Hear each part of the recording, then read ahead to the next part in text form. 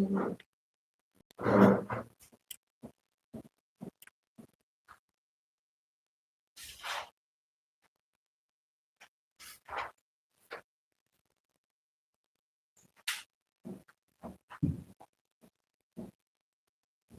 last chapter is the public finance in India. That is budget.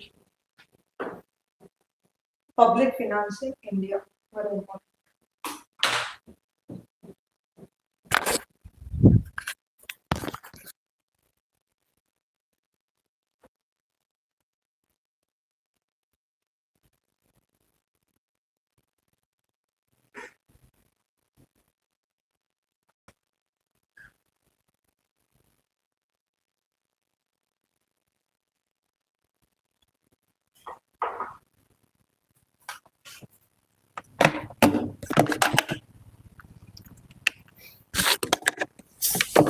Every year we are seeing that budget will be announced in the month of February.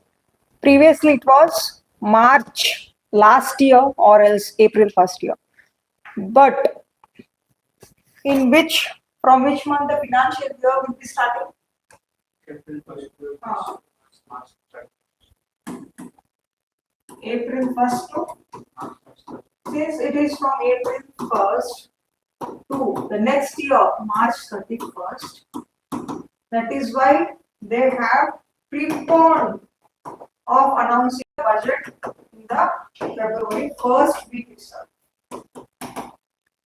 Before announcing the budget, there will be Halwa Day that they will celebrate in the parliament. Okay, sweet ಮಾಡ್ತಾರೆ Halwa Day ಅಂತ ಹೇಳಿ.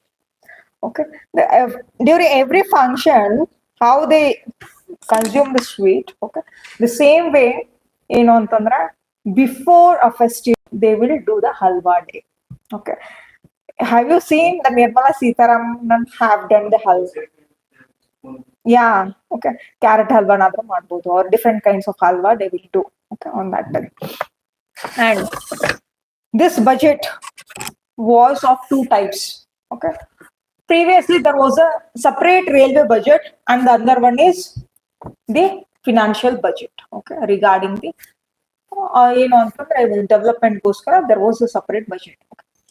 But since from few years back they have just merged both the budgets. Now there is no separate budget for railway.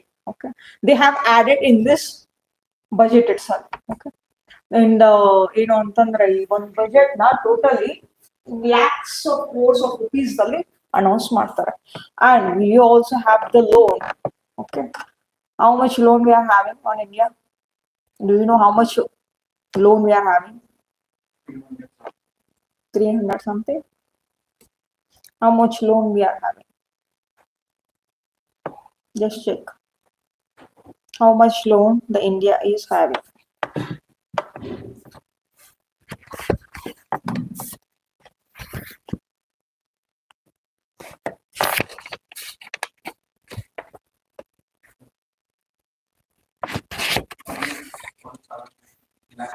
How much? How much lakh? 196.79 lakh crores of loans we are having. Okay. 2 or 3 years back it was 145 crore. Okay. Yeah. Previous year itself, when during the Lok Sabha elections, there was the issue that this BJP government, since from 2014 onwards, it is increasing the loan day by day. Okay, since from 2014 to till now, the Congress government was condemning. Okay, during Congress government till 2014 it was just 50 lakh crore. Okay, it was being doubled, tripled. Okay, that is what the issue was there. That is what they were blaming regarding the BJP government during that time. Let us see what is this budget, how it will be. Okay. See, this word budget is nowhere mentioned in the Constitution. Okay, what they have mentioned in the Constitution? Annual financial statement. Okay, the official word, the formal word for budget is for budget is annual financial statement.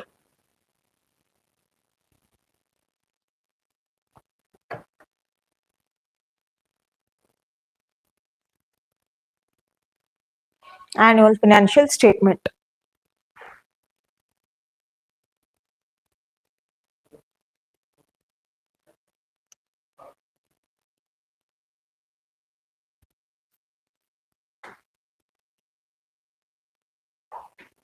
And in parliamentary, in British parliamentary, it was, and also, sorry. And this word was been originated from British Parliament. Okay. And also during mid 18th century, this word was called as baguette in the French word. What is meant by that? This meaning is a leather bag out of which financial statement was brought. Previously, the finance minister used to bring the budget, whatever the documents in the leather bag. Now, she will announce the budget in the iPad itself. Have you seen that? Okay. And also along with this central budget comes under the article 112. Very important. The central government budget, the Constitution of India. Okay. Either you can write it for the parliament. Okay. That is parliament or the central government budget. Parliament or the central government budget comes under the article 112. And the state government budget will come under the article 202. State government budget. The state government budget comes under the article 202. This is 112 and this is 202. Frequently asked prelims question idu.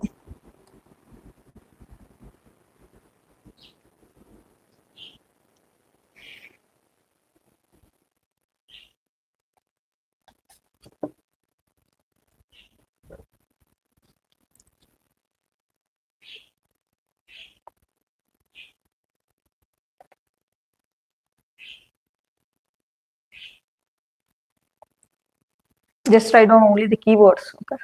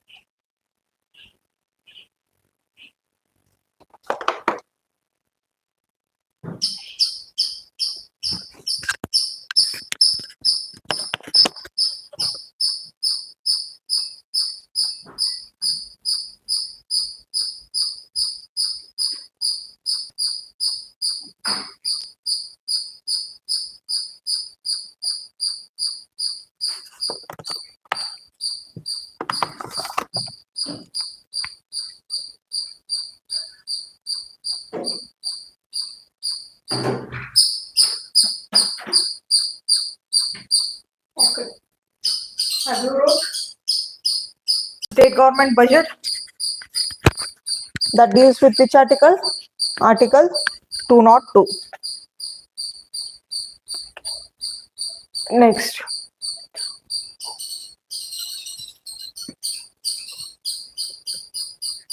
See, the definition tells that this annual financial statement is income and also the expenditure. It is an income and also the expenditure that is generally used for the government. It can be for the companies, okay, firm, company, and also for the corporation. Not only government will be having the budget, the same the company will also be having its own budget. Okay, what is meant by budget? Budget means there will be an income and there will be a expenditure too. That is what called as budget.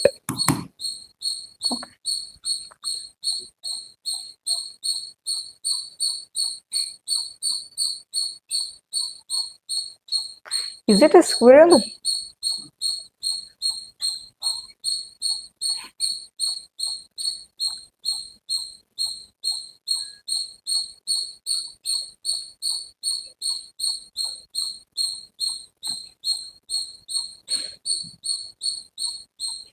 Have you saw the budget document previously? Have you saw the budget document while they are announcing the budget? Have you seen, at least in news channel, how they announce the budget? What is that? What is there in the budget actually? Allocation of funds for each department, and also they will launch certain schemes also in that. Okay, that is what called as budget.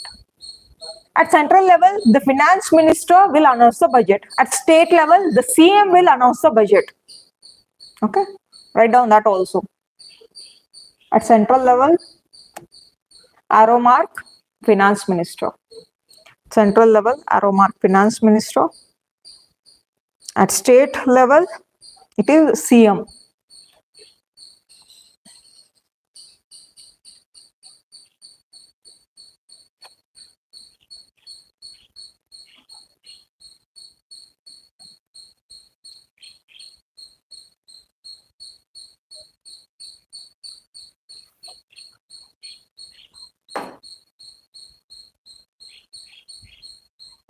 Now let us see what is developmental and non-developmental expenditure. Okay. What is meant by development?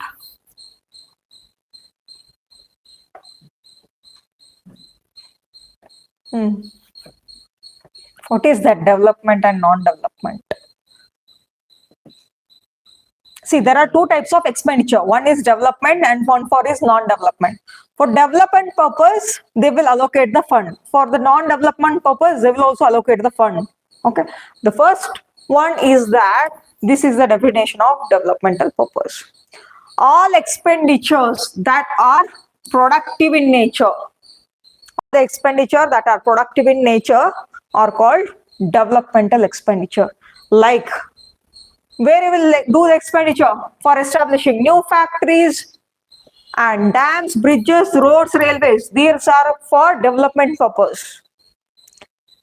It is for long term. That long term capital is called as development. If you establish new factories, is it developmental or non-developmental? It is developmental. It will give goods and it will give lot of employment opportunity also. The same way, dams, okay, bridges, roads, railways, these are developmental expenditure.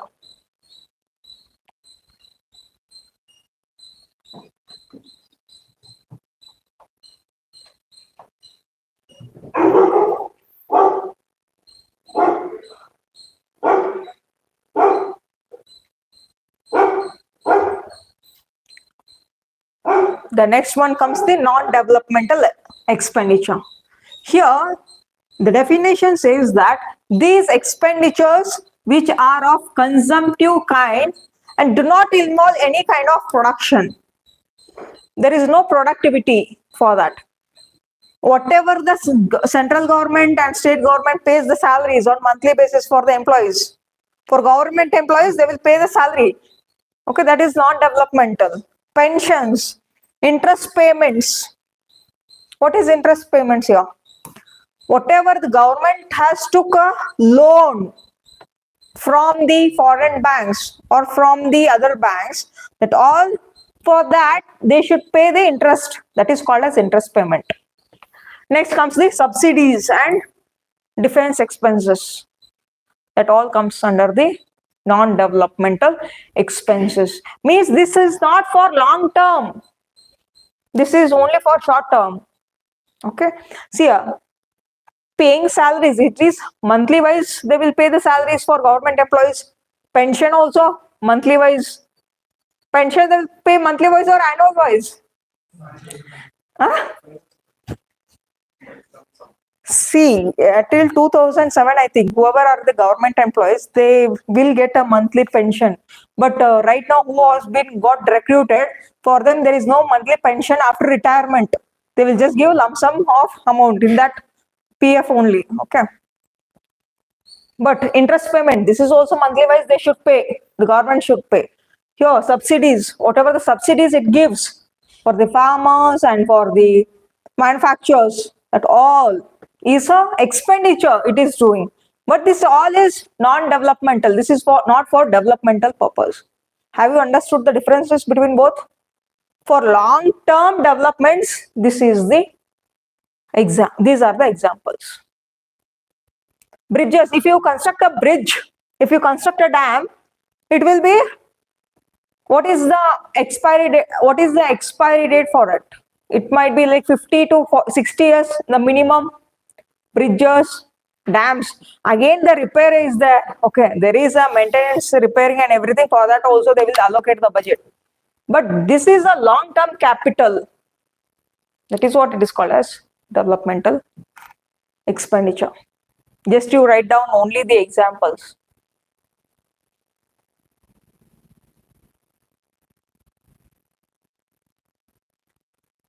Is both kind of expenditure is necessary or not? It is necessary. If the government focuses on this and if it don't allow, if it don't do this expenditure, then who will work under the government?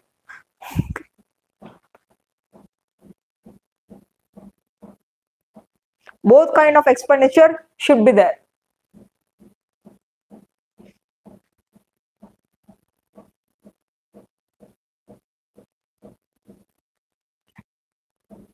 Doing the expenditure for the family is developmental. Doing the expenditure for the friends is not developmental.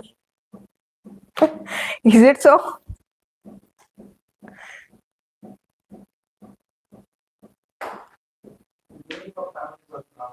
Non-developmental. Once you get married, your wife will tell you for where you should do the expenditure and everything.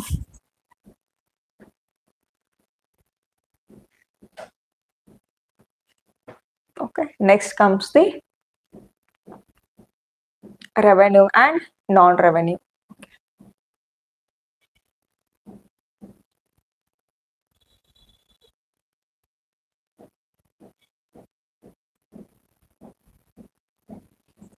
Here the revenue means income. Okay, revenue means it is a money itself that comes as an income, that is called as revenue. Okay.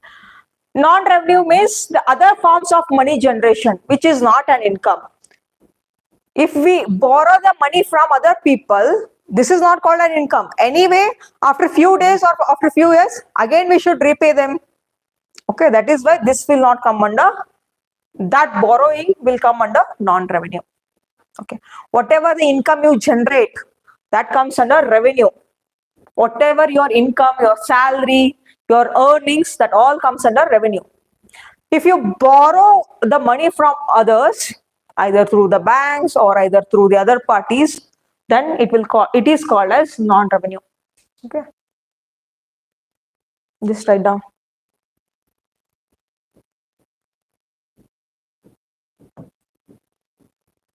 Revenue means income, earnings. Okay, non-revenue means money raised or borrowing.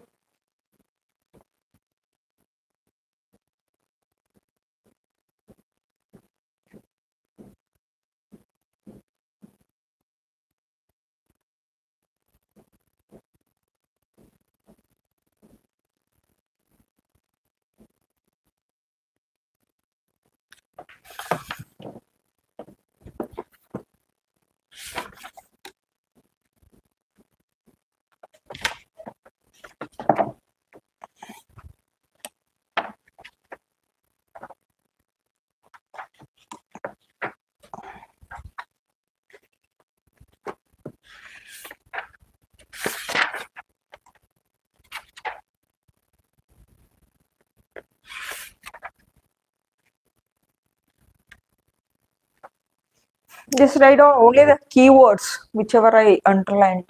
Okay.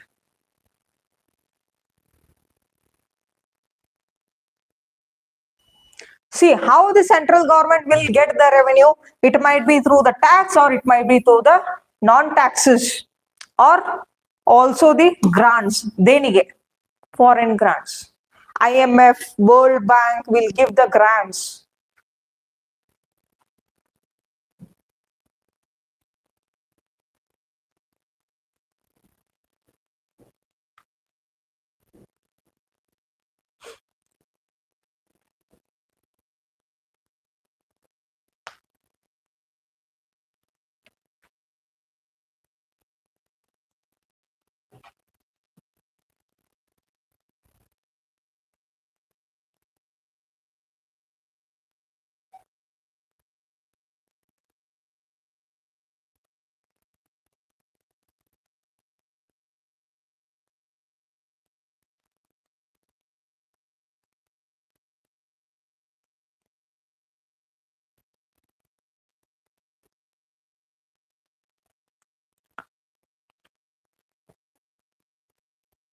Next, you put the flow chart, okay, regarding the budget.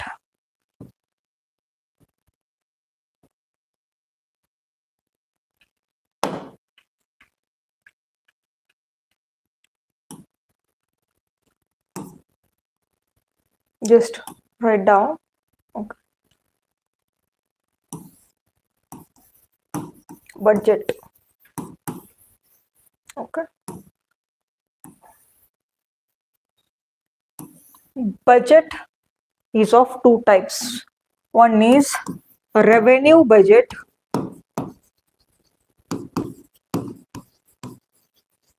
Revenue budget. Another one is capital budget.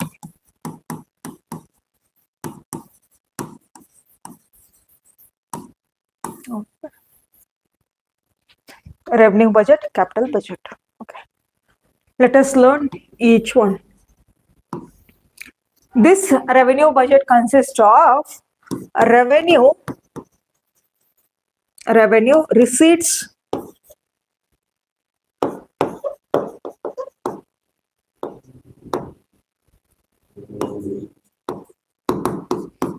and revenue expenditure.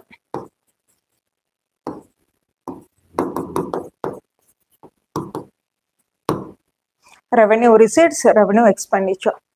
Here also the same. Capital receipts, capital expenditure.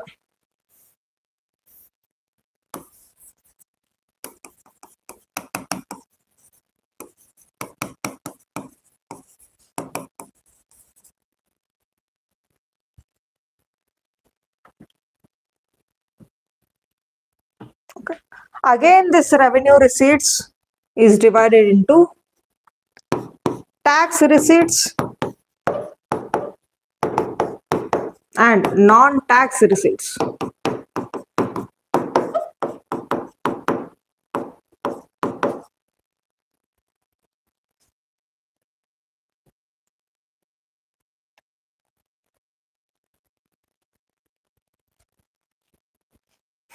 Okay. What is budget? There will be an income here. There will be a expenditure. Okay. Here, this total budget is having two types. One is revenue budget, another one is capital budget. Revenue budget means day-to-day income the government is getting, day-to-day expenditure it is doing. Capital means long-term income it is getting, long-term expenditure it is doing. Just write down in the bracket, capital means long-term. Capital means long-term. Revenue means day-to-day. Day-to-day activities.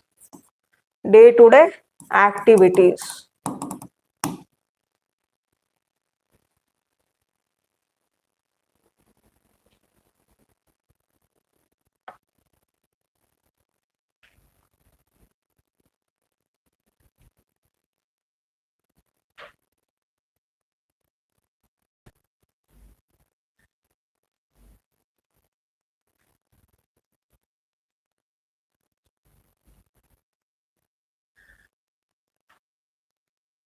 Just concentrate here. The day-to-day income and day-to-day expenditure, what it does, let us see each one by one.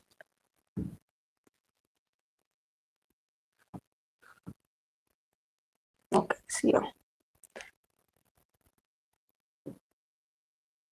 Receipts, as I told you already, receipts means it is an income. Already you have seen in the next slide. Okay, previous slide you have already written that. Okay, revenue receipts means it is of two types. One is tax revenue receipt and non-tax revenue receipts, whichever you have written in the flow chart. Okay, let us see each one. What is tax revenue receipt and non-tax revenue receipt? Okay. See, what is tax? What kind of taxes we have studied previously? Direct tax, indirect taxes. Whatever the direct taxes, indirect taxes, this government is getting, that is called as tax receipts. Understood? See here.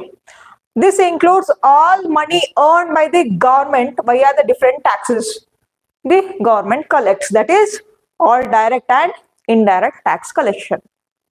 Understood? Just write down that in a keyword. Tax revenue receipt, tax revenue receipt, that is direct and indirect tax collections. That's it. Direct and indirect tax collection.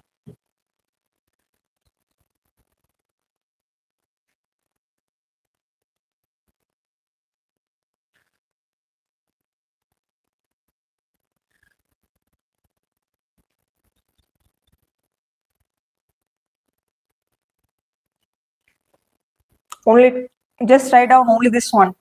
Okay. Next comes the non-tax revenue receipt. Okay. Next one, non-tax revenue receipt. Just put the heading non-tax revenue receipt below of the tax revenue receipt. Non-tax revenue receipts. Just concentrate. For tax, how we collect? It is from the direct and indirect taxes. How the government gets the non-tax? How the government gets the non-tax income is that from these. Let us see each one. One is from profits and dividends from the public sector undertaking. Means government factories, government companies. From the government factories, government companies, whatever the profit dividend it gets, it is also an income for the government. Okay. Next, it will get the interest. It will receive the interest from the loans whichever it has offered for the other foreign countries. Think that we have provided a loan for Nepal and we have provided a loan for Bangladesh. They should pay interest rate for us. That is also non-tax revenue. Is it a tax? No, it is a non-tax. Okay. Whatever the interest we receive from the foreign nation, that is called as non-tax only. Next comes the currency printing, stamp printing, coinage, medal minting. All this is also an income.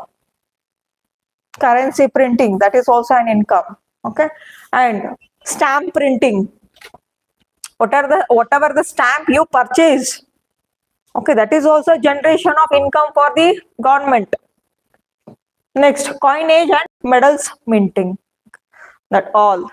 Next comes the whatever the income that is generated by power distribution from KPTCL, MESCOM, GESCOM, HESCOM. That all is under the government itself. Okay. Next comes the irrigation. Okay.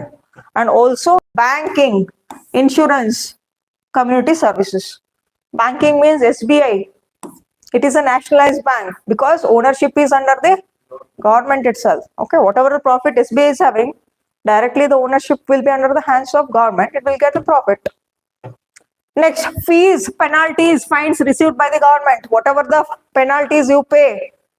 Okay. Okay, vehicle ಎಲ್ಲಾದ್ರೂ ಹಿಡಿದ್ರು ಹೌದಾ ಏನಾದ್ರೂ ಆಯ್ತು fees ಎಲ್ಲ ಇದನ್ನ ತಗೊಳ್ತಾರಲ್ಲ that all will go for the government under non-tax revenue itself. ಇವಾಗ ಏನೋ 50% discount ಕೊಟ್ಟಿದ್ದಾರೆ ನೋಡಿ 20%, 20 days. Okay, every year they give, I think every year or once in a 2 years? Okay, they have given that. That all will go for the government. Okay.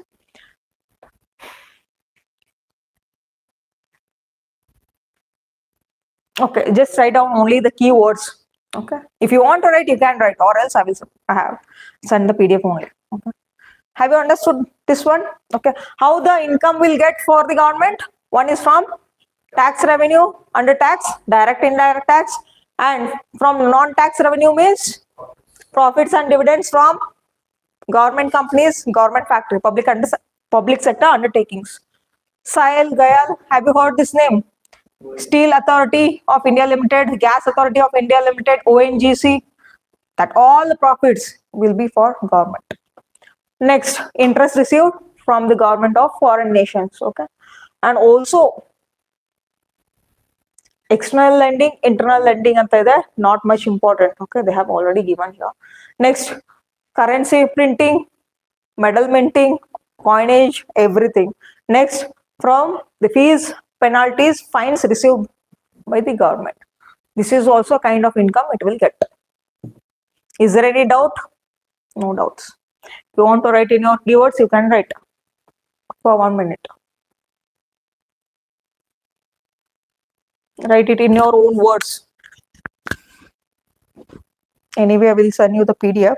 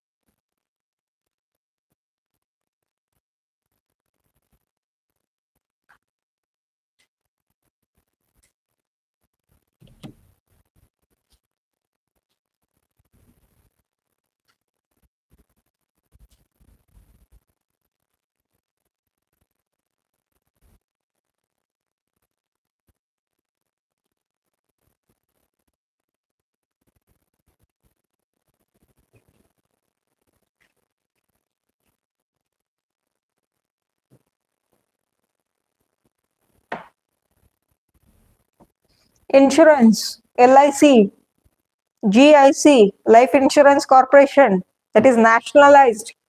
That is under the hands of government itself. Whatever the LIC is getting income, that is for the government itself.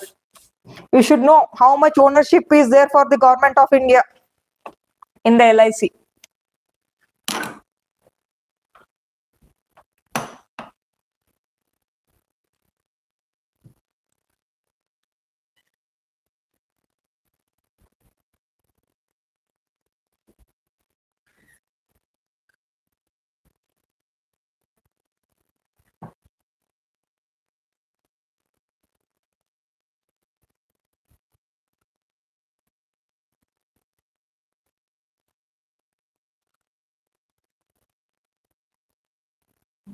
By this, we have completed revenue receipts. Okay.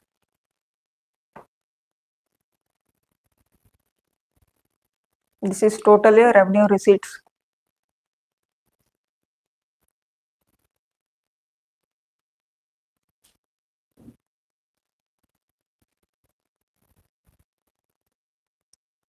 The next comes the, which one? Revenue expenditure, day-to-day expenditure. Where the government will do day-to-day expenditure. Day-to-day means monthly wise. Where it will do. Already we have studied in previous slides. Day-to-day expenditure. Where it will do. Salary, pension. Is it monthly wise expenditure or not? Okay.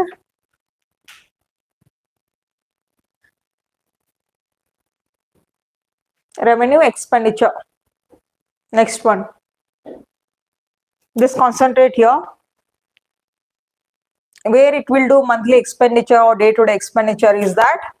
Firstly, it has given that.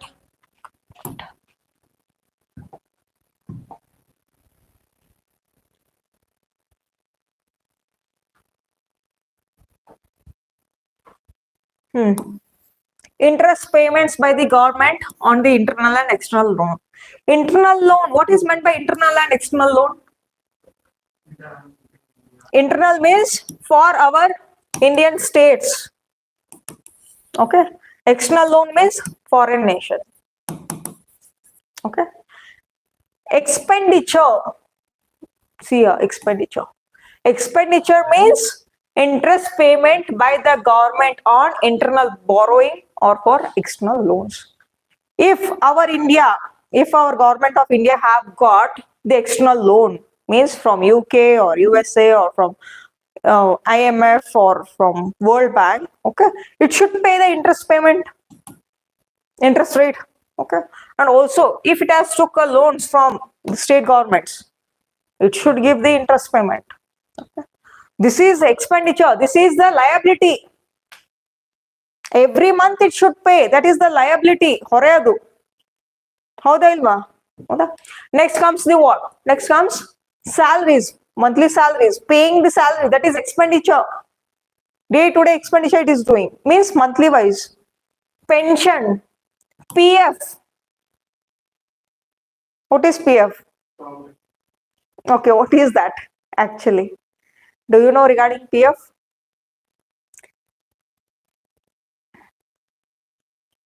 See, for your base pay, okay, 12% of your base pay should be paid from the employer for your account, and rest again the 12% from the government. That is the PF. Means totally 24%. They will put for your account. Okay. And have you know this exam idella ivaga EPF odu same one. Okay. Employment Provident Fund. Okay. Organization means firstly what they do is 12% for your salary. Okay. The employer should give 12%. If it is 100%, if it is 100 rupees, 12% should be paid by owner of that company. 12% will be given by the government of India. Okay. Next, for some of the companies there will be a PF. Okay. For some of the companies they don't give a PF. Okay. If there is PF, then it is good for the employees because they will be getting around about 24% of the income. Okay. But they will adjust in the CTC only. Okay. They will adjust in your CTC and they will just pay you. If it is 5 lakh per annum, they will adjust 12% from the employees, from the employer there itself. Okay. And then they will pay the salary. Next, subsidies forwarded to all sectors by the government. Subsidies, whatever the subsidies the government of India pays. Subsidies is expenditure or else income? It is expenditure for the government. Okay. Howdalva? Subsidies kottadalva. That is expenditure. Defense expenditure by the government. Okay. Next, postal deficits of the government. Postal departments are under the deficit. Do you know that? Postal departments are under the loss because why so? Why it is under the loss? People are not utilizing the postal departments properly. Nowadays, they are using banking sectors itself. There is a postal savings and everything, but most of the customers will for depositing in the banks itself rather than saving the money in the postal department. Yeah. Next comes the law and order expenditure, means whatever the expenditure it does for the police department and for paramilitary department. Which are the paramilitary forces in India? Yes, CISF, Central Industrial Security Force, CRPF, BSF, Assami Rifles, ITBP. Okay, have you heard these names? Okay, that all comes under the paramilitary force. For maintaining law and order, the government should do the expenditure for police department and for paramilitary forces. Most of our police station are on rental basis in Bangalore also. Do you know that? Okay. And that salaries and everything for them, that all comes under expenditure itself. Vehicles, salaries, everything. Next, expenditure on social services. The social services like education, healthcare, social security, poverty alleviation. That all comes under the revenue expenditure. Next, lastly, the grants. The grants given by the government to Indian states. Denige. Grants, sometimes these grants will be given during the disaster. If there is any flood, if there is any drought, the grants will be provided by the central government for the states. Okay. And for the foreign countries like Nepal, Bhutan, and also for Bangladesh, our Indian government used to give grants. These are all the expenditures of day to day.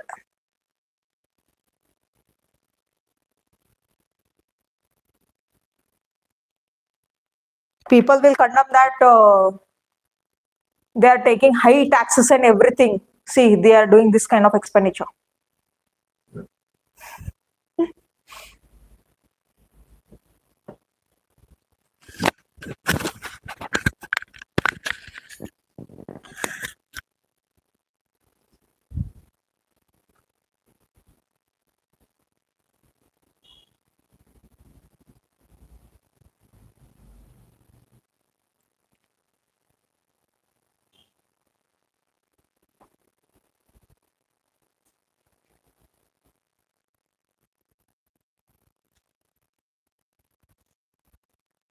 Where the actual this amount will be uh, there in which fund?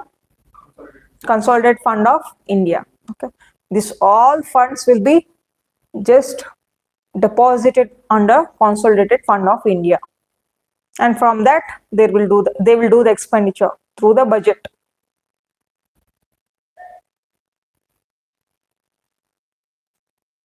Budget means estimating how much income I will get, how much income I will do the expenditure for this year, for this financial year. Okay, it is kind of estimation only. After 1 year, they will do the assessment. Okay, that is called as assessment year budget. A real budget, they will get to know how much income we have got and how much expenditure it was made.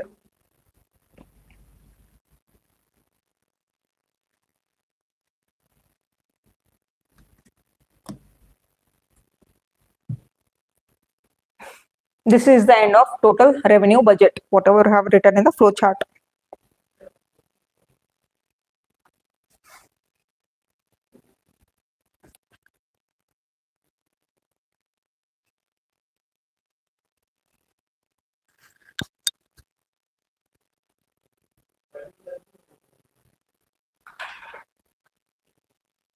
Is there any doubt in revenue budget?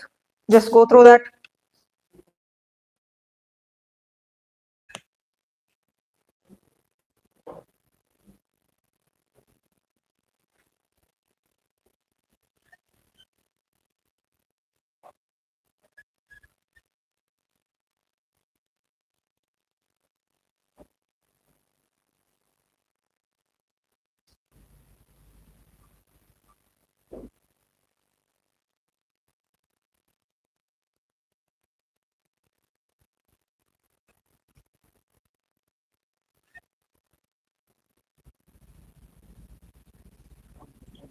Okay.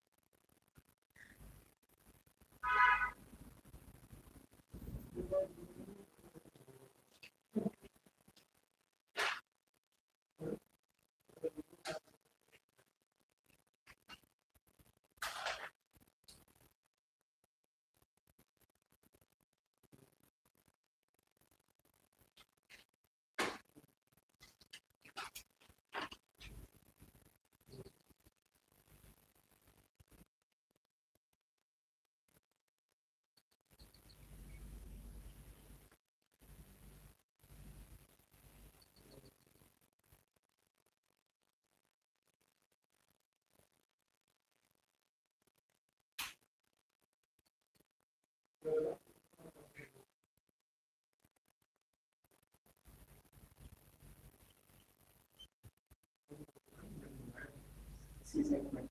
Hmm. UPSC, IB. Specific for IB. If it is related to the UPSC, students will be sitting. Students. Hmm. Specifically for IB itself, they will do. There is no comprehension part. Okay.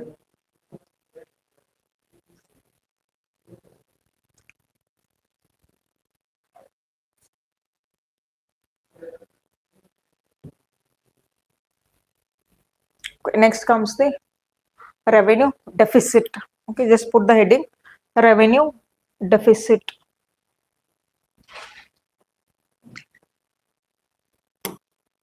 This is not there in the flow chart. Okay, revenue deficit.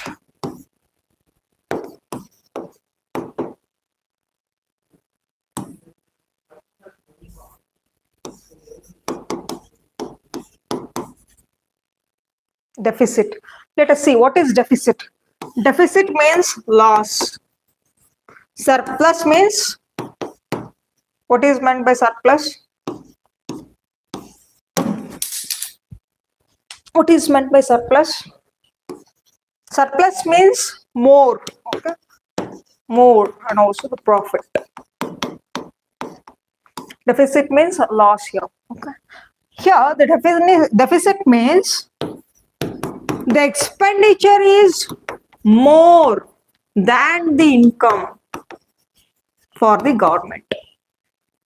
Okay, think that in a family, if they are earning only 10,000 rupees as an income, if they do the expenditure of 11,000, what is the deficit now? 10,000 rupees income, 11,000 rupees expenditure. We are getting double the amount. Just 1,000. Yeah, just 1,000 itself. 1,000 rupees is deficit, loss. Okay, that is called as deficit. Means whatever the budget,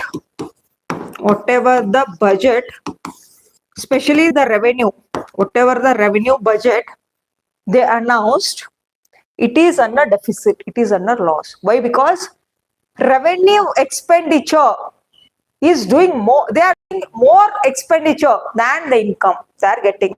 Okay, think that this is like 110 rupees they are doing the expenditure, but their income is just 80 rupees. Okay, then what is the deficit now? 30 rupees.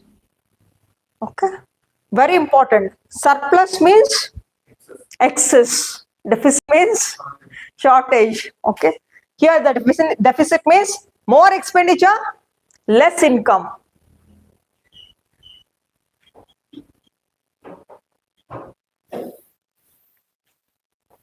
That is what they have given here. See here, they have given the definition.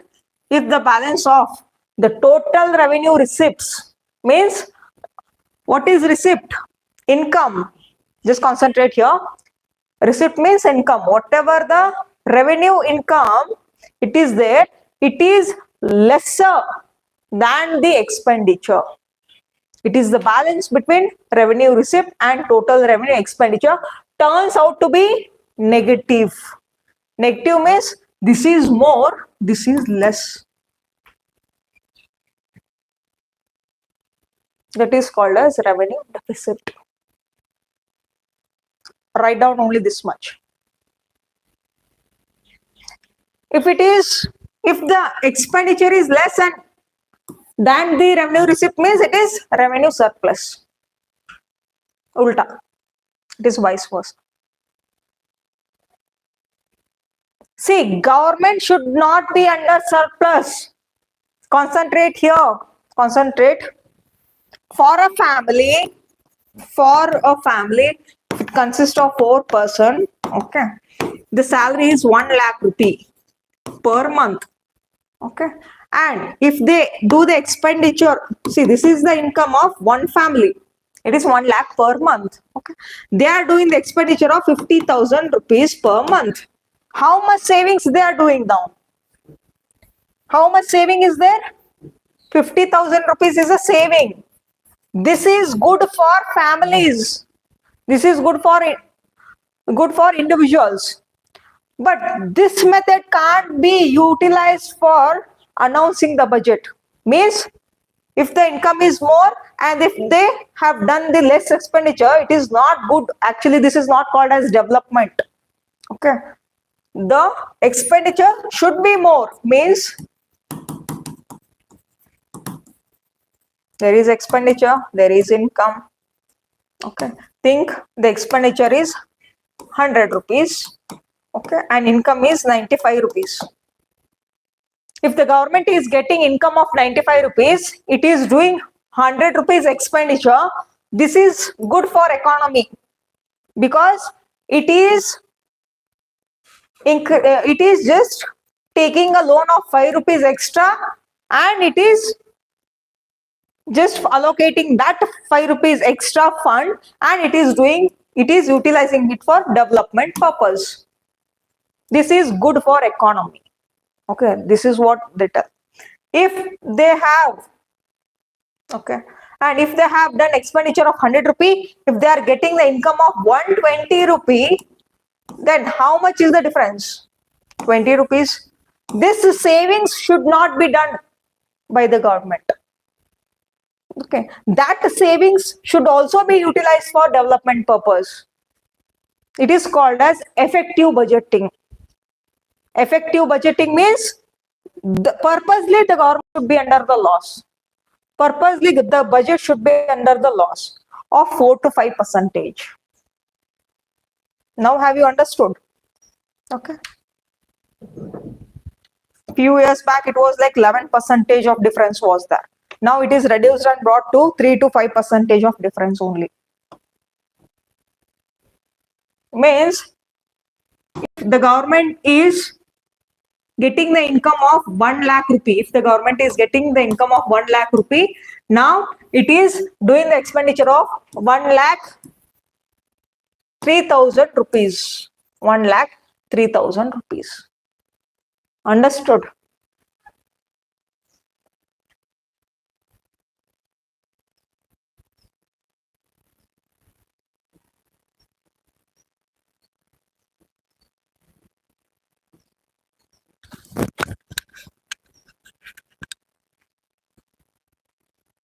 It should not do the expenditure more than the income what it is getting. Okay. Like 10%, 20%, ಇನ್ನು ಜಾಸ್ತಿ ಸಾಲ ತಗೊಂಡು ಉದ್ಧಾರ ಮಾಡ್ತೀವಿ. No. Because for that again interest payment it should pay for the foreign nation. It should also think about that interest payment also, borrowings, whatever it takes. Now just check what is the revenue deficit of 2025, 2026 or 2024, 2025. What is the revenue deficit?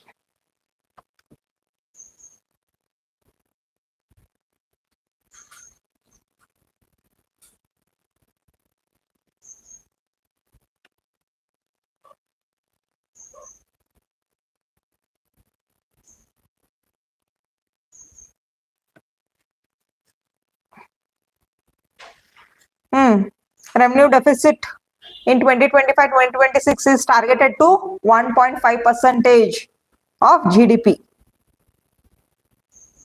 1.5%. Just write down RD. Okay. Revenue deficit. Every year the budget should be under deficit only, not surplus. That is called as effective budgeting. Don't consider corrupted money or black money. Okay. The revenue deficit of financial year 2025-2026 is 1.5 percentage. Previously it was 1.9 percentage. This is just a target. Still we didn't cover up this financial year. Okay, still we are under the financial year. The target is 1.5. But you can write the previous years RD. Okay, revenue deficit of financial year 2024-2025 was 1.9 percentage.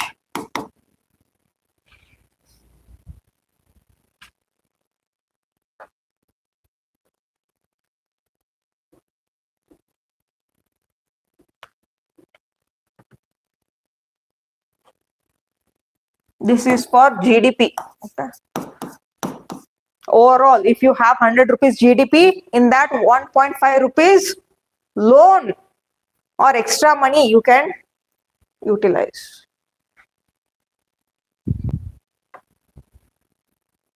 Is there any doubt in this revenue deficit?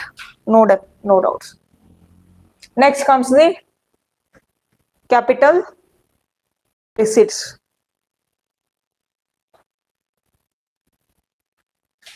Okay. This is not important.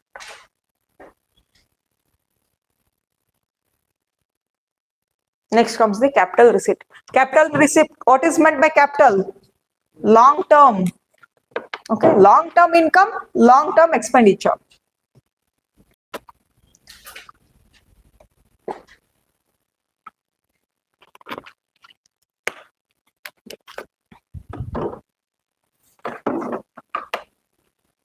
First one.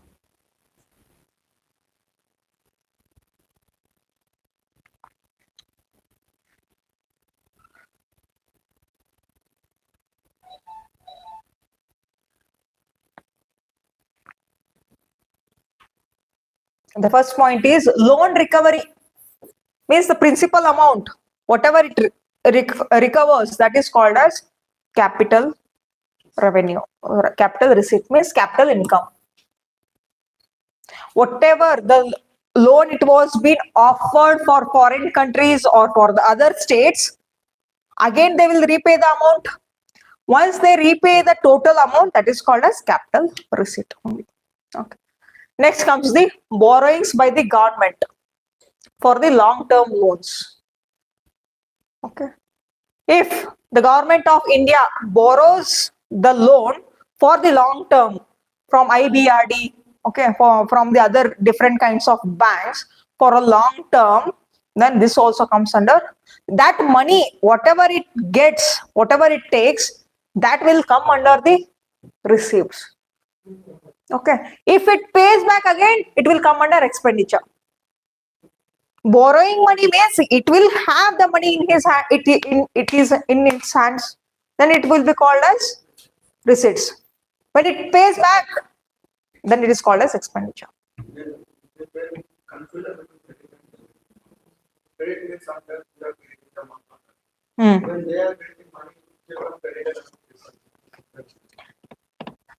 From and to, credited from, that is important here.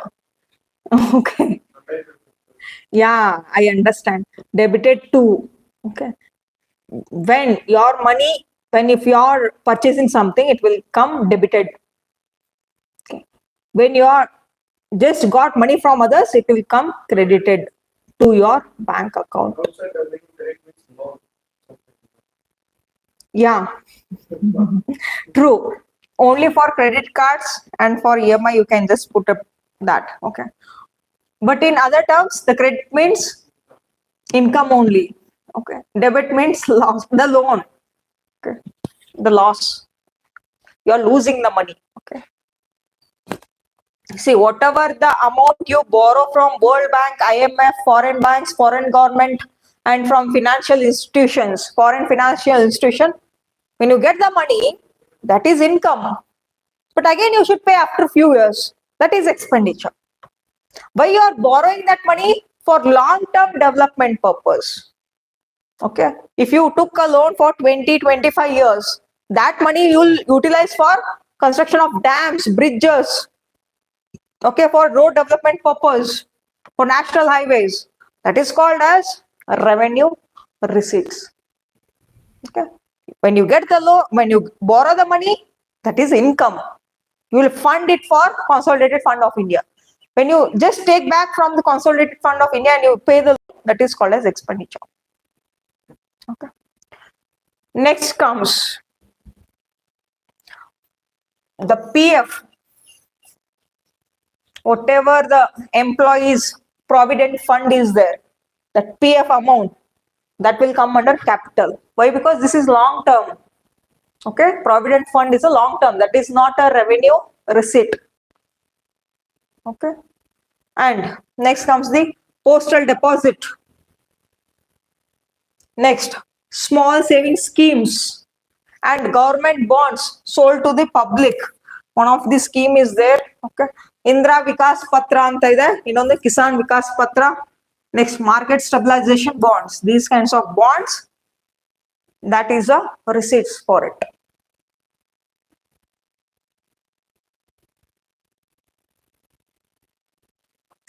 See, this kind of bonds, it will sell for the public for 5 to 10 years. After 10 years, when it gets a maturity period, again it should give the money along with the interest rate for the people. Then there comes the expenditure. Okay. While it is selling, when it gets the money, that is called as capital receipt.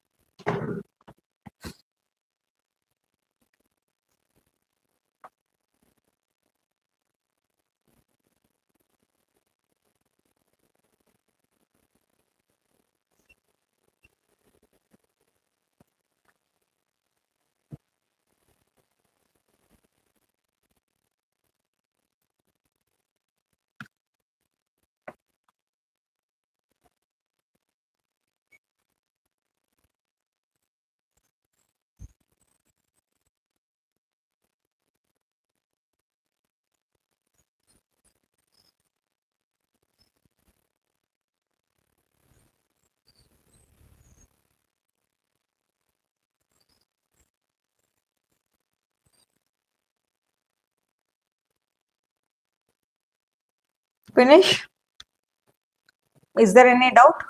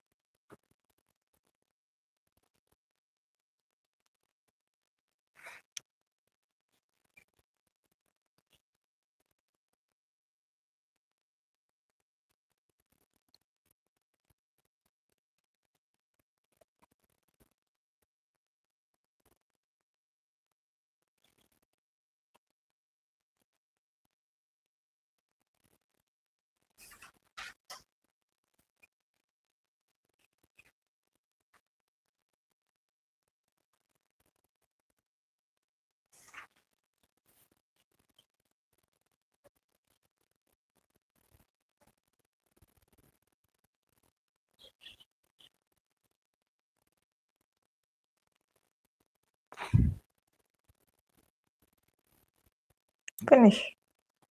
Last one, capital expenditure.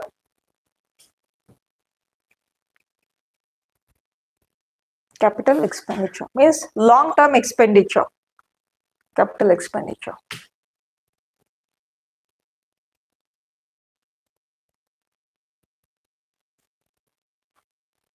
If it gives the loans for long term, it is called as capital expenditure.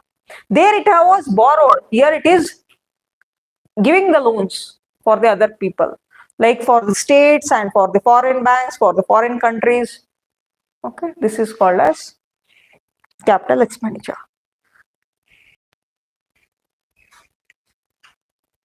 Next comes the very important. Just write down, just mark this one, just write down this one. Capital expenditure on defense by the government. Whatever the defense sector, okay, defense will come in both the revenue and capital also. For a long term, if they have just purchase the missiles, air jets, okay, that all comes under the capital expenditure. Okay, if the expenditure is for the police or paramilitary forces, that comes under revenue. If they are investing the money for a defense sector for purchasing the instruments, equipments, missiles, that is capital expenditure. For long term purpose, they will utilize. They will buy the aircrafts, missiles, but all for a long term purpose. You can just write down this much. And also they will do the expenditure for railways, postal offices also. Okay, that also comes under capital expenditure.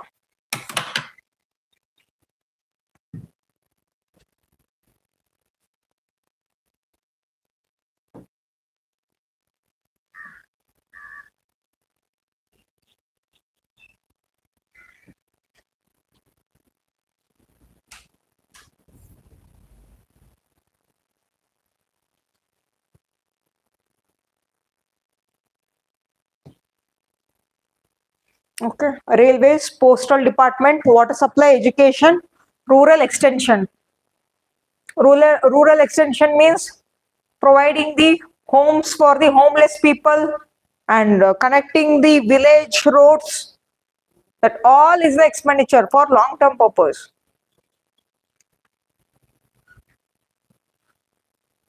Education is also long term purpose. Water supply, that all expenditure is for capital expenditure.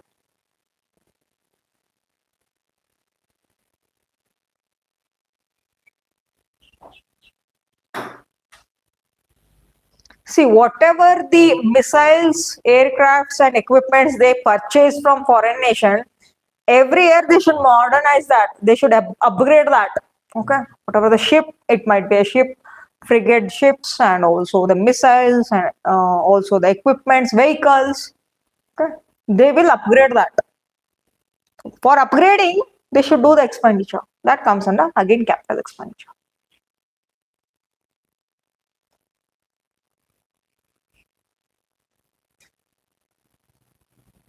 Helicopters also. Okay. Apache helicopter, okay, S-400, it was been purchased. Okay, for upgrading that again, we need a money that comes under again capital expenditure.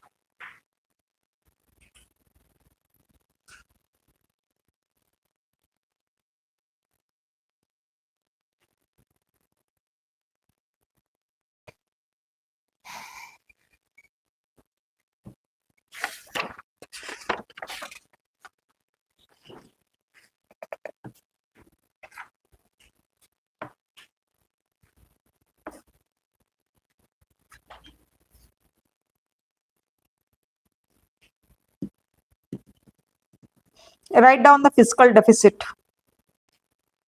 Fiscal deficit.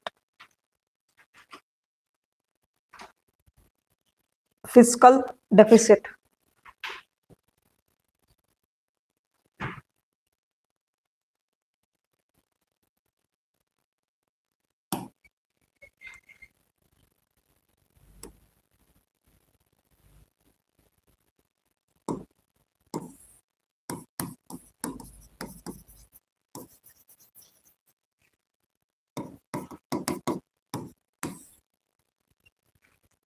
Fiscal deficit. It is the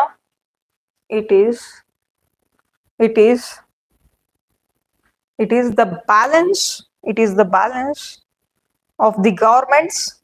It is the balance of the government's total receipts government's total receipts, that is receipts ಯಾವ ಎರಡು ತರ ಇರ್ತದೆ ಯಾವುದು, which are the two types of receipts, revenue receipts and capital receipts.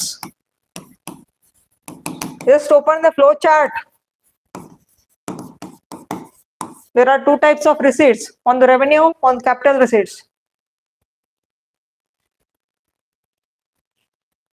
Receipts and total expenditure, and total expenditure.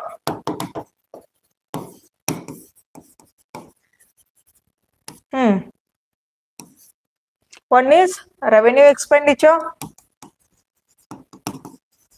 plus capital expenditure.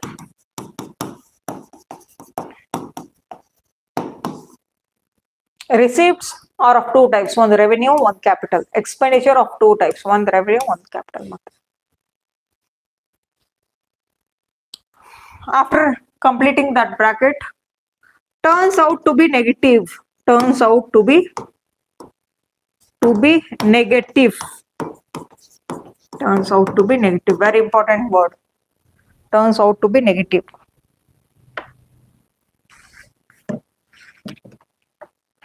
Now Google, what is the fiscal deficit of financial year 2020? 4.4. Okay, write down that. Fiscal deficit of 2025 and 2026 is 4.4%.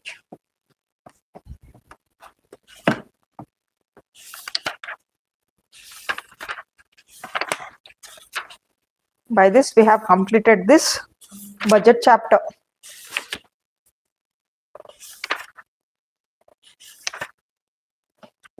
Just take a break. After that we will start with the schemes. Okay.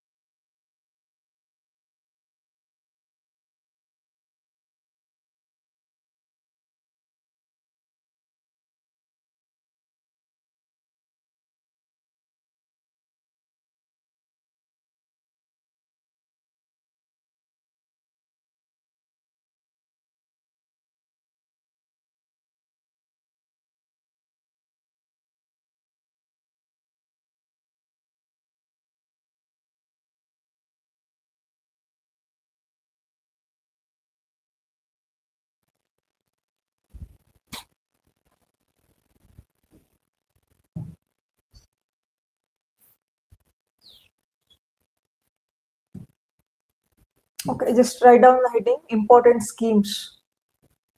Important schemes. Okay. We study around about 20 important schemes.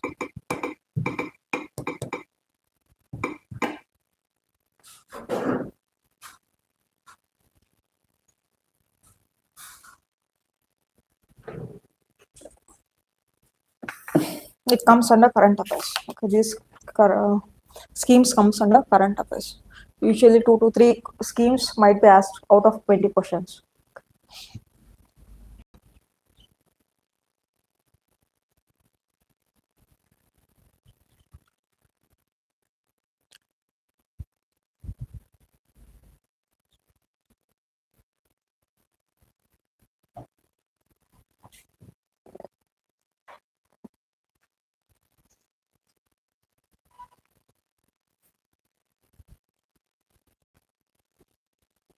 Which are the schemes that you have studied or that you know? Manrega scheme. Okay. What is that? It is covered for the rural people. Okay. For 100 days guarantee. Yes. It is a 100 days guarantee act for rural employment opportunity. Okay.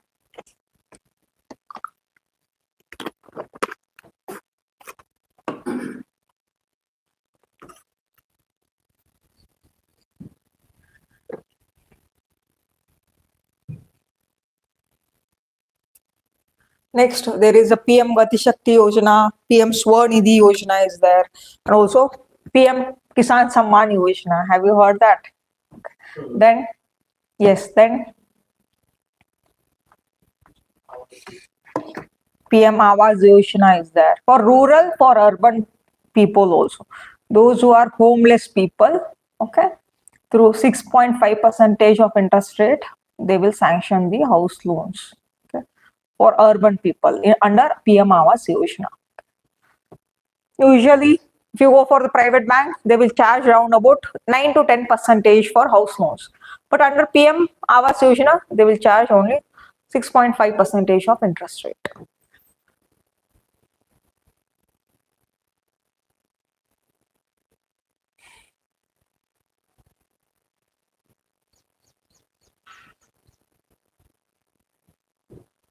Okay.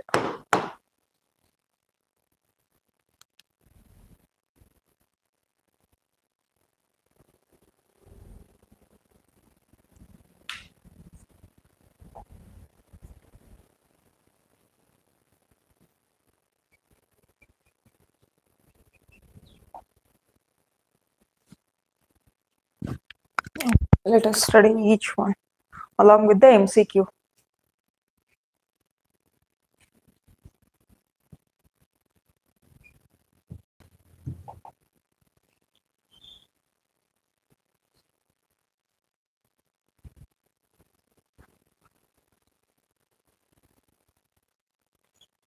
First one is PM Gati Shakti National Master Plan. Okay, this is one of the important scheme. Why? Because it is successful. Okay, and it is linking with the 16 ministries. Okay, PM Gati Shakti Yojana is related to the integrating of multimodal routes. It may be ship, it may be road transportation, it may be also one is river transportation, that is connecting the ports and connecting the airports also and the ship ports also, and also the roads infrastructure. That all is under the PM Gati Shakti Yojana. And it is interlinked with the 16 ministries for giving the effective logistics. Okay, for giving the effective logistics, that is why this is one of the important schemes. Under PM Gati Shakti Yojana, they will means it is regarding the logistics. Okay, means connecting the roads. It might be the shipment, the railways, and also the roads, and also the air flights, everything.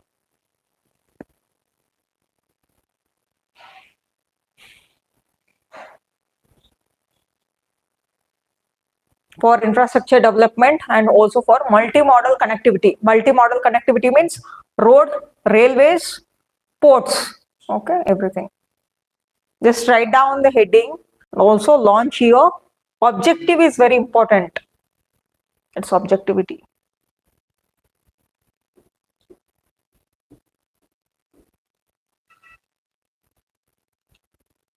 It is successful. This might be asked in your exam. Okay. Whichever the successful schemes are there, only that kind of schemes they will ask, not the unsuccessful kind of ones. Okay. ಯಾಕಂದ್ರೆ instruction ಕೊಟ್ಟಿರ್ತಾರೆ question paper set ಮಾಡೋರ್ಗೆ. Okay. Only successful schemes should be asked, successful policies, programs.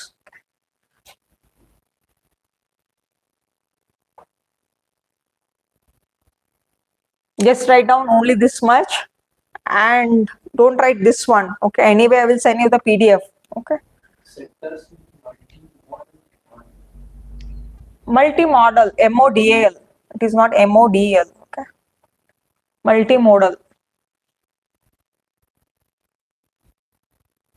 Multimodal connectivity.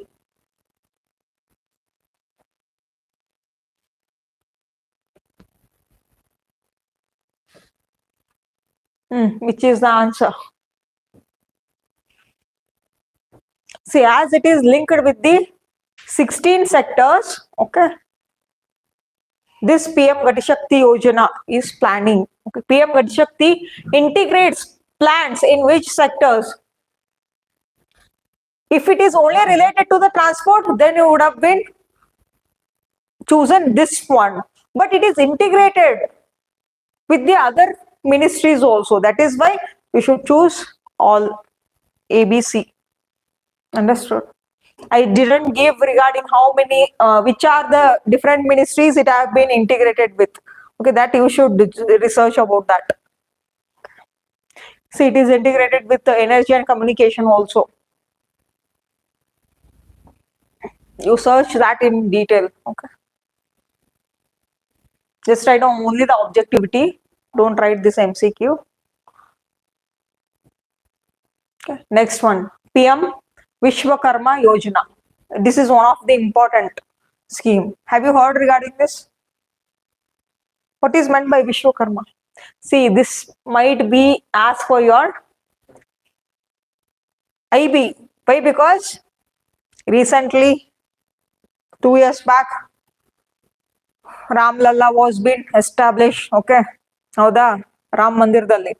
That is a proud moment, and it is a proud moment especially for the Vishwakarmas, for the artisans, for the craftsmen. That's why this is one of the important schemes. Support traditional artisans and craftsmen with finances and skills.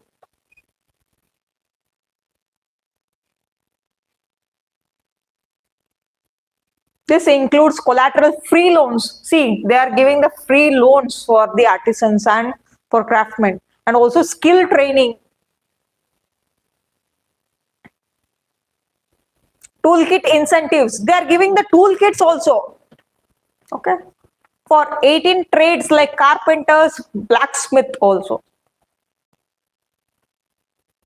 Vishwakarma includes carpenter, blacksmith. Along with there are different 18 trades. Okay.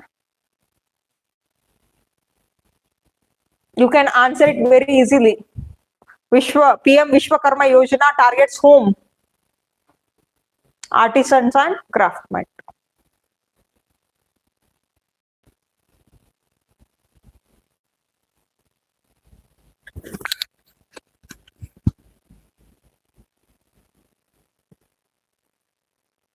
Till 2023, for Vishwakarmas, nobody was given importance for them.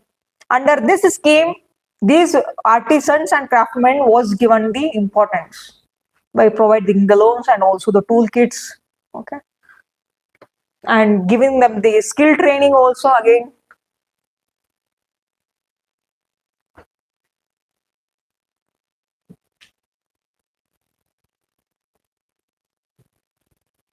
Next.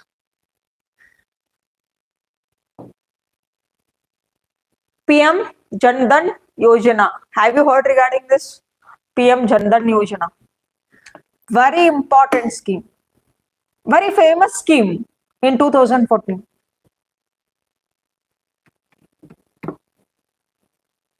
The citizen of India don't had any kind of bank account. For them, PM Jandan Yojana is a zero balance account.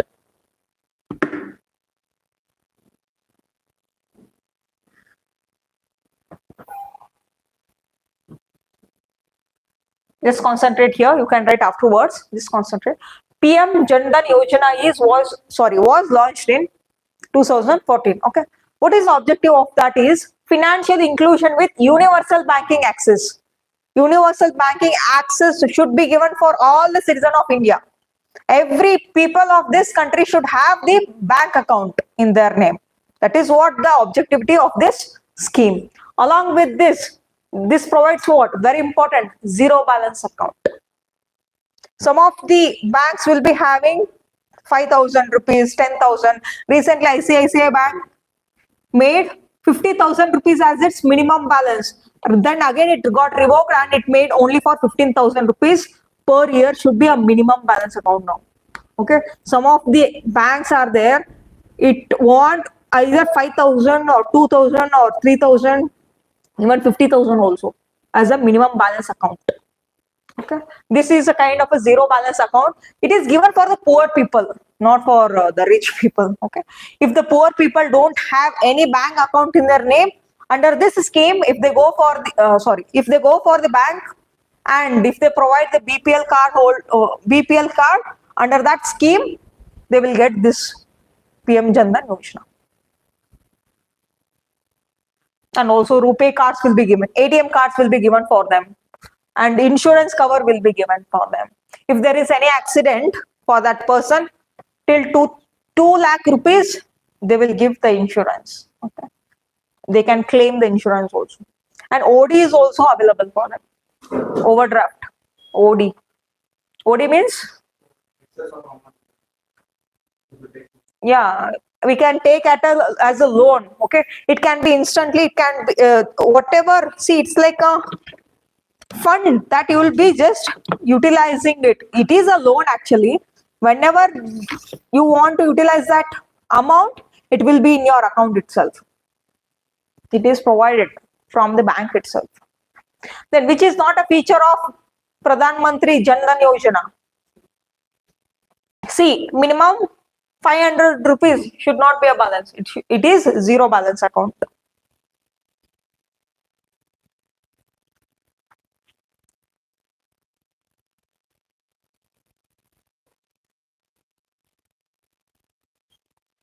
Just Google how many of the people are having the Jan Dhan account in India. Just check.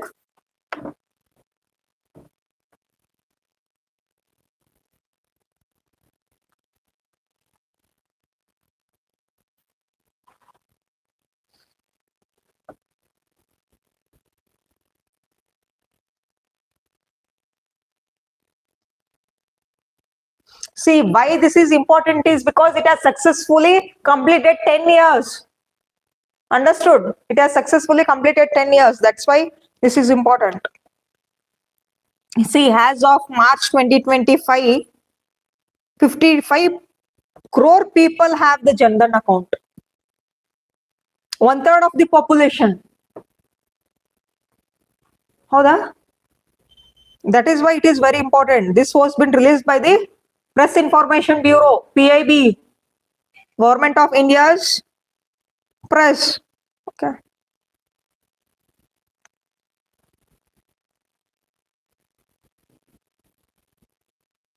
This is one of the important scheme. Why? Because it has successfully completed 10 years. Yeah.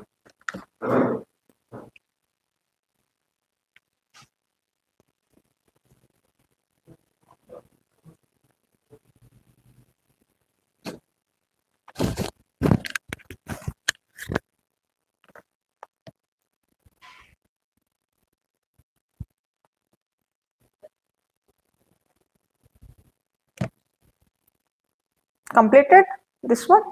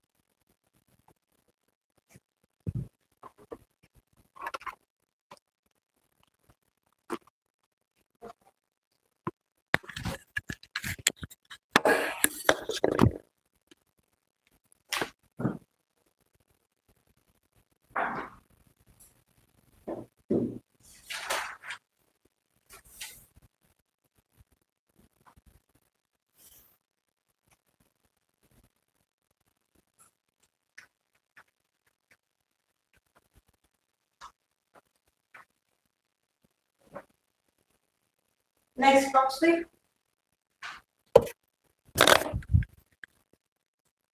Atmanirbhar Bharat Abhiyan. I think you have heard this Atmanirbhar Bharat.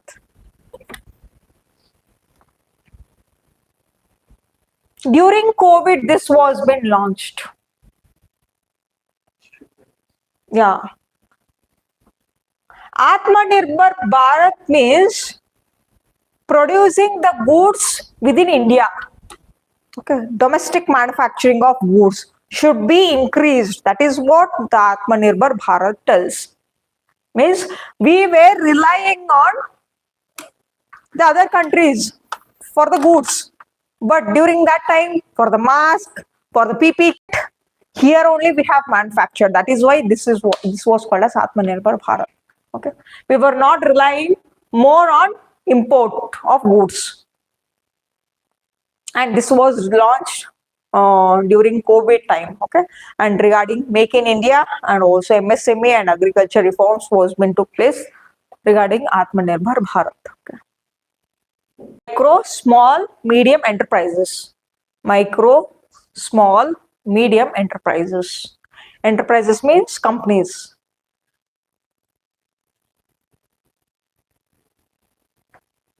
Then Atmanirbhar Bharat mainly focuses on what? Domestic self-reliance. Okay, correct. Next, PM Kisan Samman Nidhi Yojana. Okay, successfully this was also been still it is into the place. Okay, PM Kisan Samman Nidhi Yojana. Every year the farmer will get round about 6,000 rupees per year. Okay, in 3 installments. And Karnataka government has announced 4,000 rupees every year under this PM Kisan Samman Nidhi Yojana. Total it is 10,000 rupees for Karnataka farmers. Only for eligible farmers they will give. If the farmer is having 100 acres of land, 50 acres of land, this scheme is not available for him. Only for the small and marginal farmers. Okay. What is the exact 2.5 hectares? I think so. 2.45 hectares of for those kind of farmers they will. It is 5 only, below 5 maybe. Just check. If below 5 acres of land is there for those kinds of only eligible farmers is just check. So,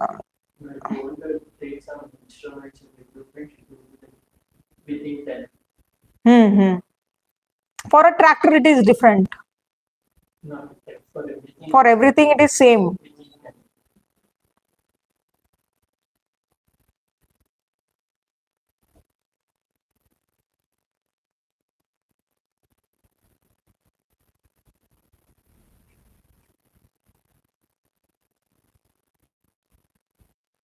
I think it is 2 hectares of land. Okay, 2 hectares of land. Yeah, up to 2 hectares. Just write down there itself. 2 hectares. 1 hectare equal to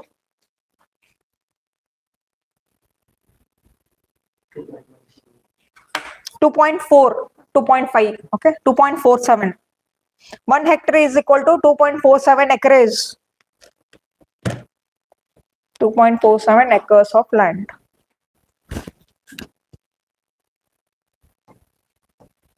Next, Pradhan Mantri Fasal Bima Yojana. This is a crop insurance scheme. Crop insurance scheme. Pradhan Mantri Fasal Bima Yojana. Crop insurance scheme. Do you know regarding that? Pradhan Mantri Fasal Bima Yojana. 2016.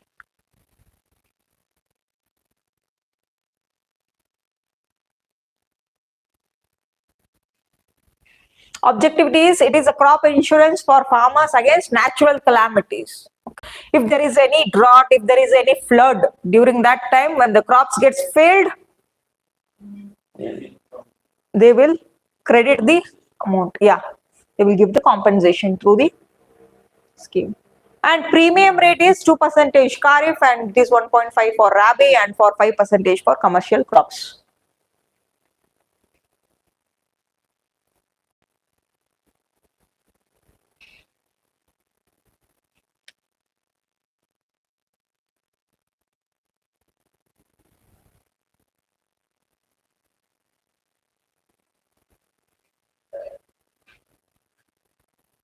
Which are the Kharif crops? Rabi crops? Mungar bele, hingaru bele yavu? Kharif, yeah. Rabi, wheat. Okay, yeah. Commercial crops, sugarcane, jute. For those kind, it is 5% premium. Okay.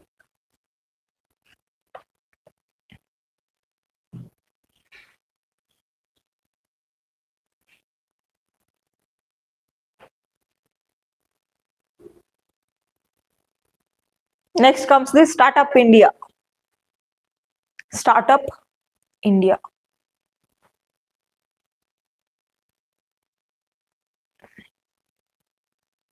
And there itself write down Stand Up India also. Stand Up India.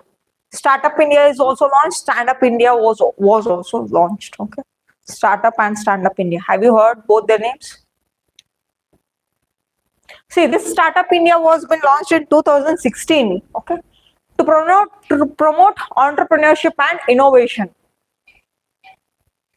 Startup India is for whom? It is for entrepreneurs. Okay. And for the innovation. Okay. And under Startup India, the entrepreneurs used to get tax exemptions and funding support. They used to get incentives, they used to get tax exemption, they used to get lesser interest rate of loans. Okay. In order to support entrepreneur, what the government should give? One is tax exemption, next is subsidies for them, then loans at lesser interest rate. Okay, that was all there under startup.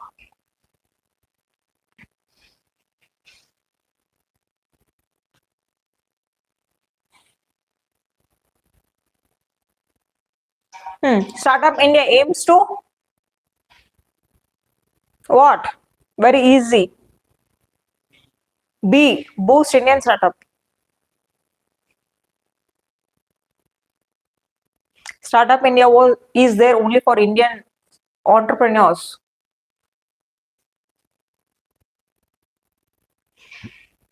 Next, search regarding Stand Up India. It provides the loans for whom? Stand Up India.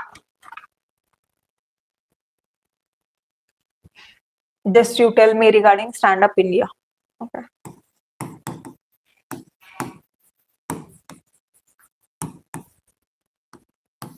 It was launched in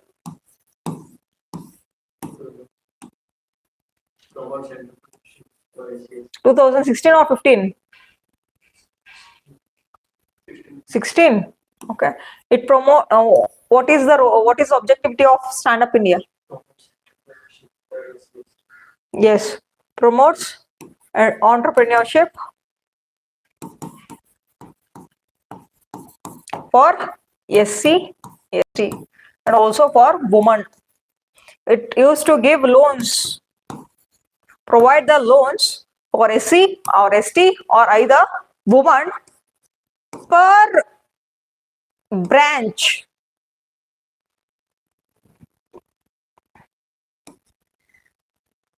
From one bank, okay. From one bank, one woman can avail this loan, or one SC or ST person can avail this loan for entrepreneur, for being an entrepreneur. Okay, one person from one bank, from one branch. See, there are a lot of SBI branches in all the localities. From one area, only one person can avail this scheme, either it for SC, ST, or else woman. Not more than one person. Just search regarding that. One branch used to give loan for only one person from one branch.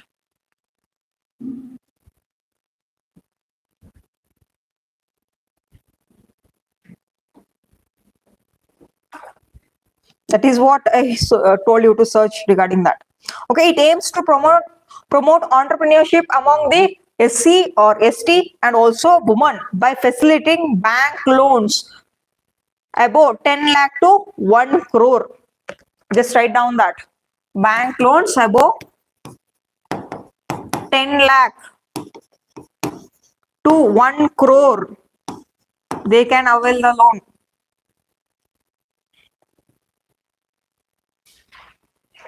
Stand Up India is there for loan purpose.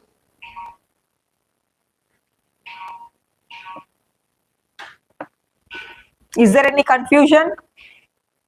It offers bank loan for SC, ST or women entrepreneurs.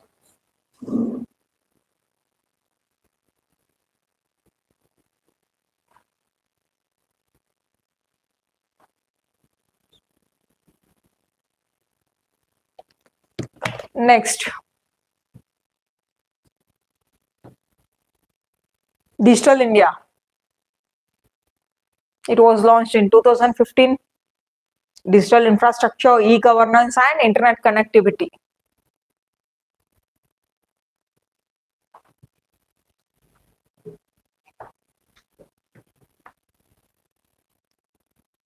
Digital India.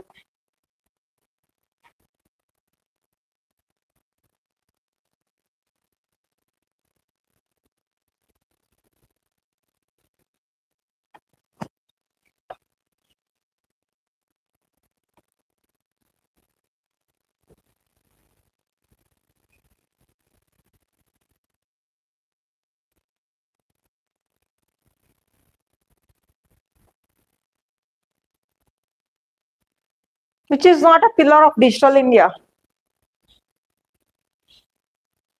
Broadband highways, universal access to phones, manual record keeping, e-governance.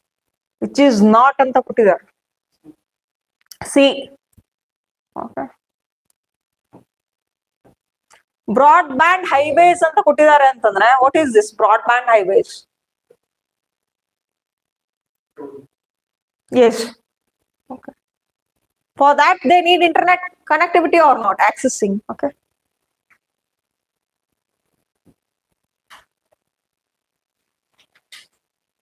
Next is national monetization pipeline.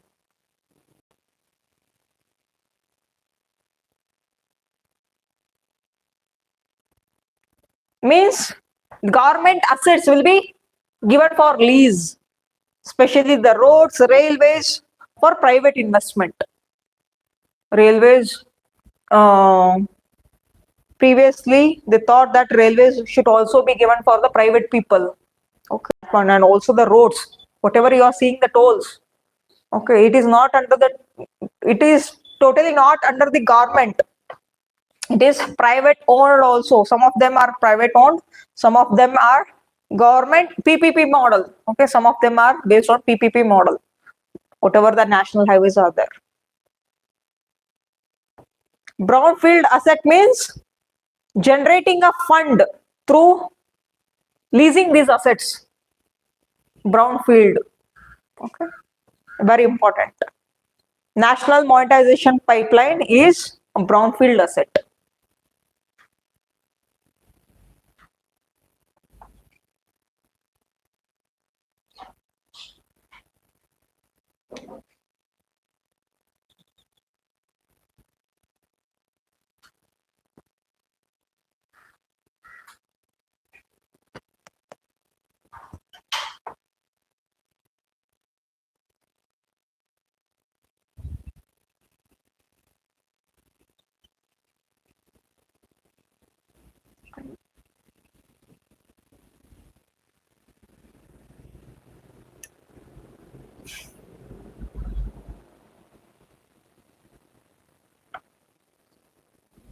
Finish.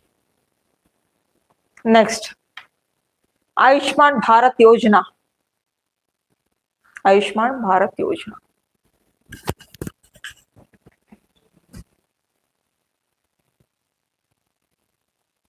provide health coverage to poor families. Okay, it covers around about 5 lakh rupees per family per year.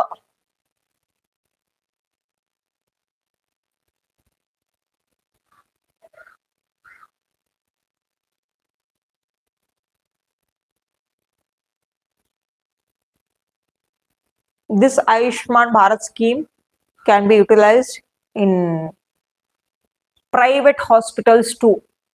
Okay, not every private hospital. Some of the private hospitals, they are eligible for covering up these schemes.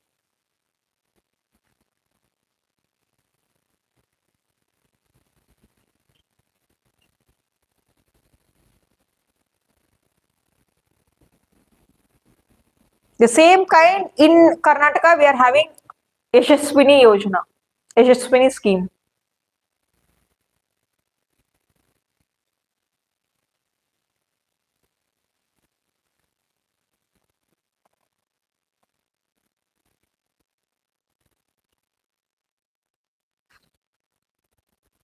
Finish?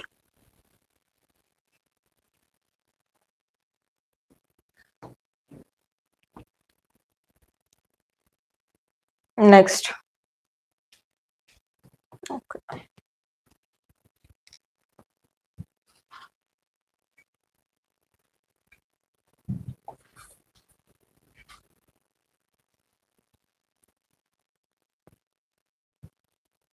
Pradhan Mantri Awas Yojana. Pradhan Mantri Awas Yojana. Pradhan Mantri Awas Yojana. It was been launched in 2015 to provide affordable housing to urban poor people. It is also having the rural also. Okay. Promote housing for all by 2024. The objectivity of this scheme is regarding slum development and also giving the loans at lesser interest rate. Okay. Especially focusing on pakka houses, concrete houses.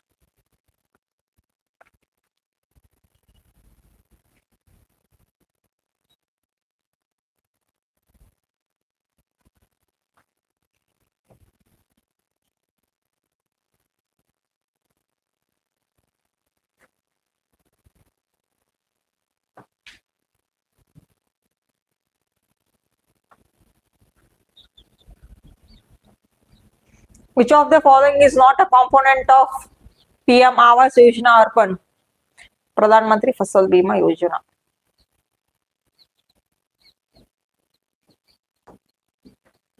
Next, Pradhan Mantri Krishi Sinchai Yojana.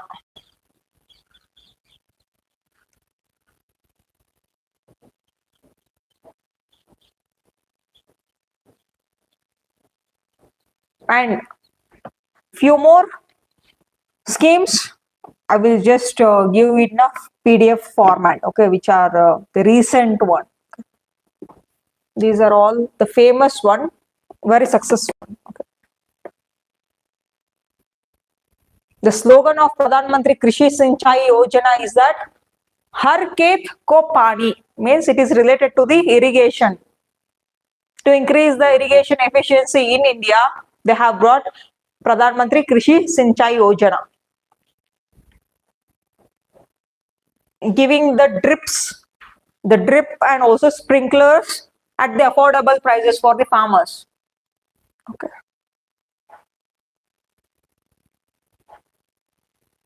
What is the slogan? Har Khet Ko Pani. Okay. For every agriculture land, there should be a irrigation.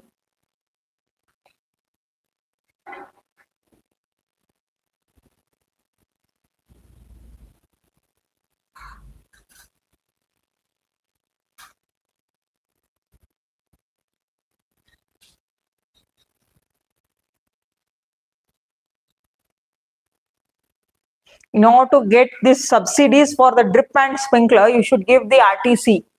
Okay, the Pahani should be given in agriculture department. There they will they will apply for that, and after few months, you will get the drip and sprinkler facilities for the agriculture land.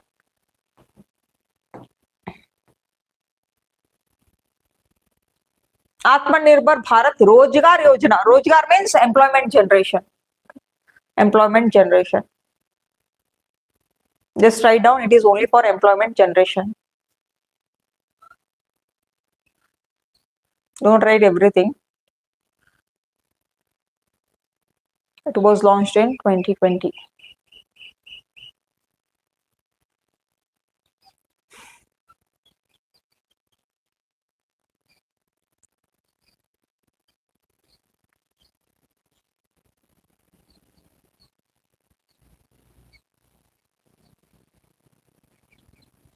Which of the following is the primary aim of Atmanirbhar Bharat Rozgar Yojana? It is generating formal employment. Providing insurance, you can just eliminate this one. Promoting skill development, generating formal employment. Encouraging export, that is also eliminated. But only in this you might get the confusion.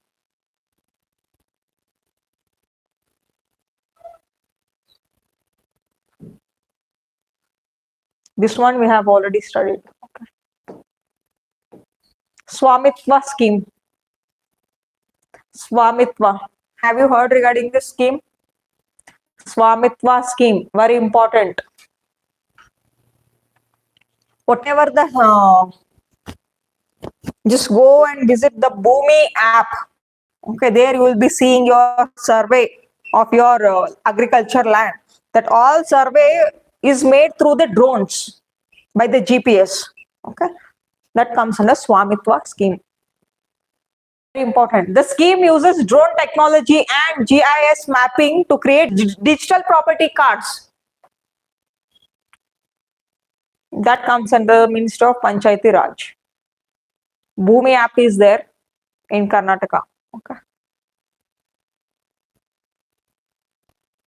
You can visit that and you can get to know based on survey number how it will be getting mapped. That is through the drone they have done.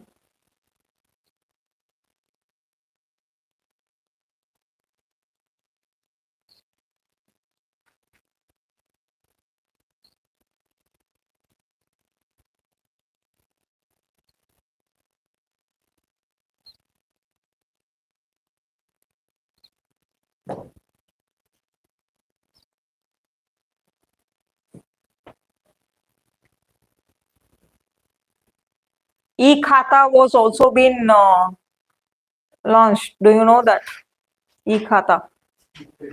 Okay, in state government. Recently they have launched that. And they are telling to make sure that everybody is having the E-Khata in their agriculture land, also their own houses, especially in rural areas. Which technology is primarily used in Swamitva scheme? Drone. Okay. Don't put blockchain technology. Next is Mission Amrit Sarovar. Mission Amrit Sarovar. To develop and rejuvenate 75 water bodies in each district as a part of Azadi Ka Amrit Mahotsav.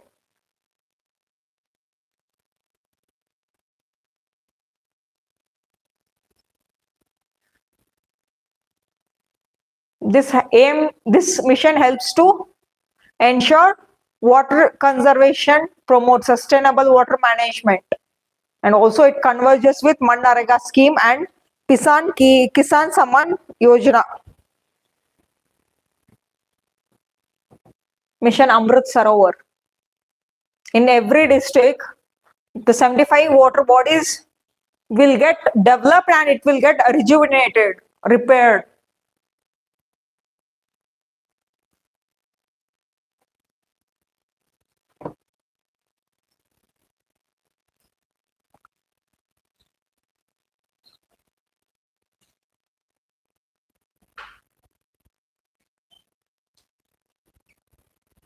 The extra schemes I will send you in a PDF format. Okay.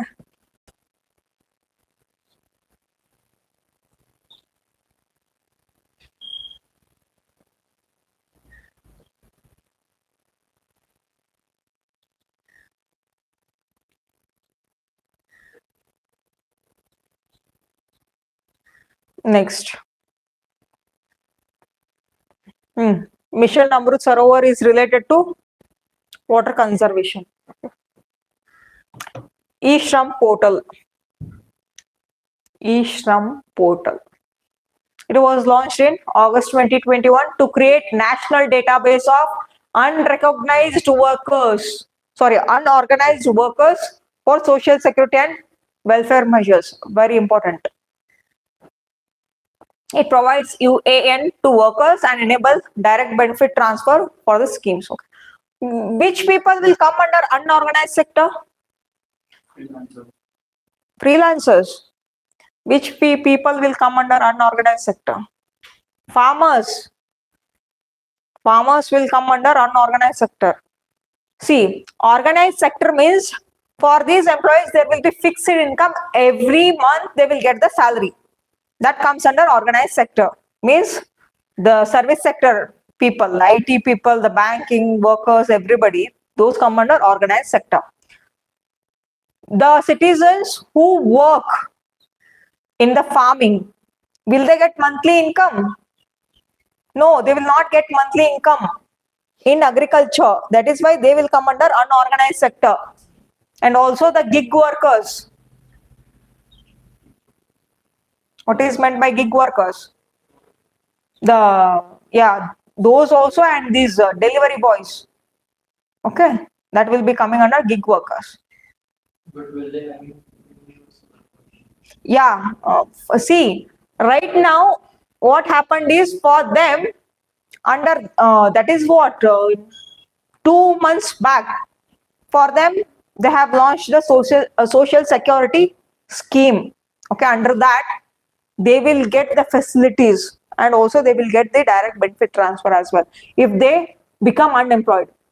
Right now the bike, whoever used to run the bike under this Ola, Uber, Rapido, they were unemployed.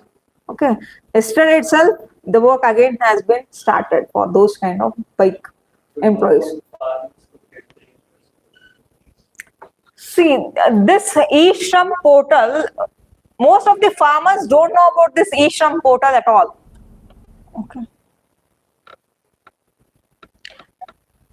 In that, they will get the database how much of the people are into the unorganized sector. Okay. How much of the people they are not getting the proper income on monthly basis. That is why this is the portal. There it will provide UAN number. Okay. It is for the unorganized sector. So unorganized workers.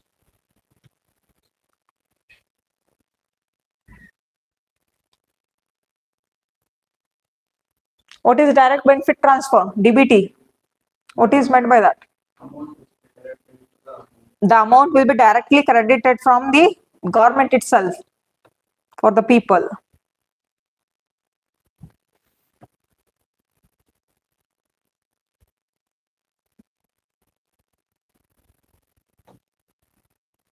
Next, rooftop solar program phase 2. Okay, this is not important. Pradhan Mantri Garib Kalyan Anna Yojana. This was being launched during COVID time. They used to give 5 kg of free food grains per month per person. Okay, per person. Pradhan Mantri Garib Kalyan Anna Yojana.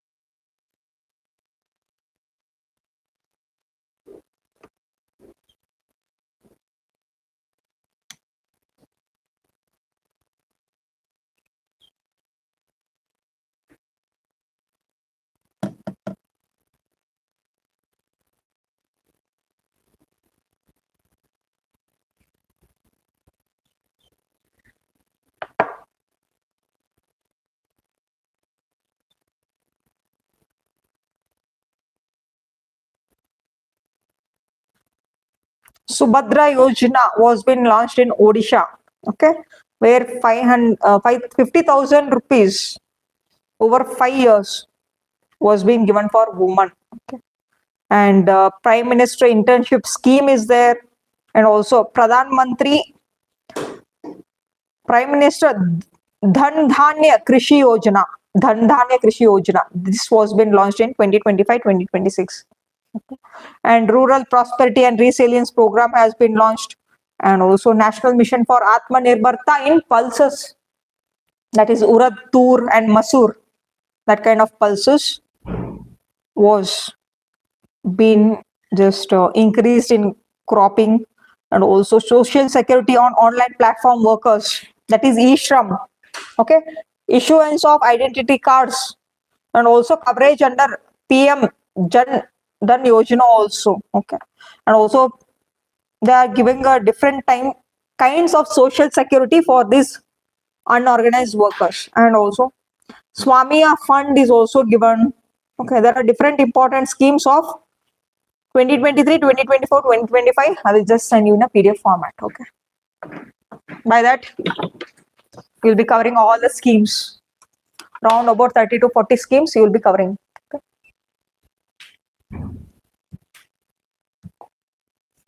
Okay, let us wind up the class.